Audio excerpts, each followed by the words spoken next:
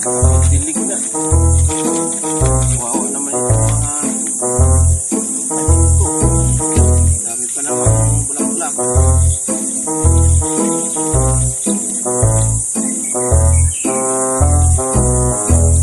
Tol, ano yung dala-dala mo? Saan ka galing?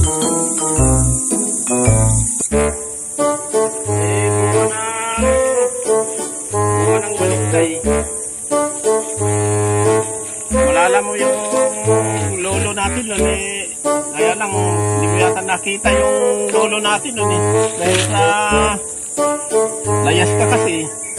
Malala ko kasi itong malunggay na ito.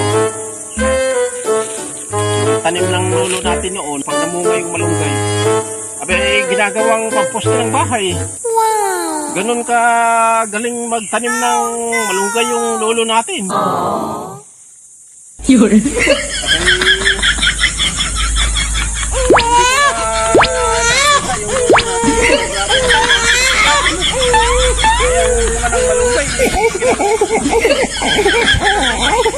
Yun.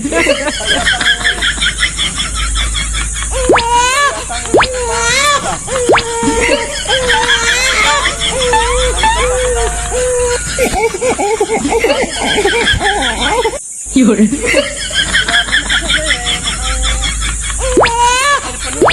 Ang alam ko lang yung lola natin noon.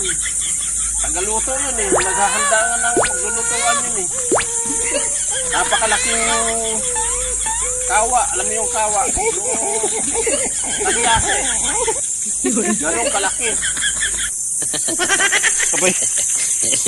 Ano naman yung connection doon sa kawa sa pinag-uusapan natin? Yung sinabi ko lang naman yung bunga ng tanim ng lolo natin na malaking bunga ng malunggay.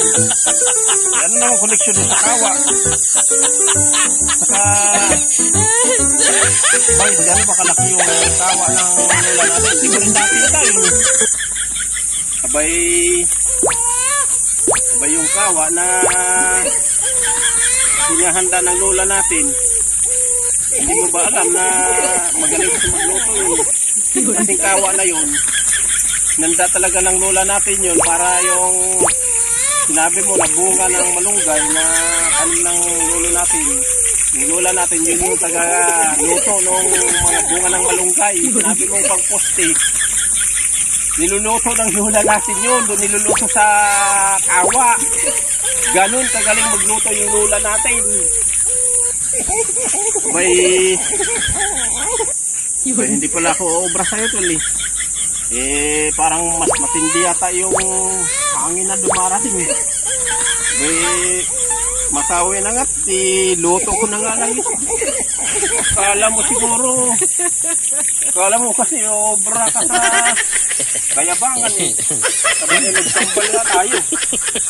Kala mo siguro dumayo ka lang para magbayabang. Ngayon. Baka may kwento ka pang ganda-ganda. Sa alis. Hindi naman ako nanalo sa'yo. Ayan yung sa'yo na lang yung malunggay. Sa'yo na lang pagkulang. Wala, hindi ako obra sa'yo.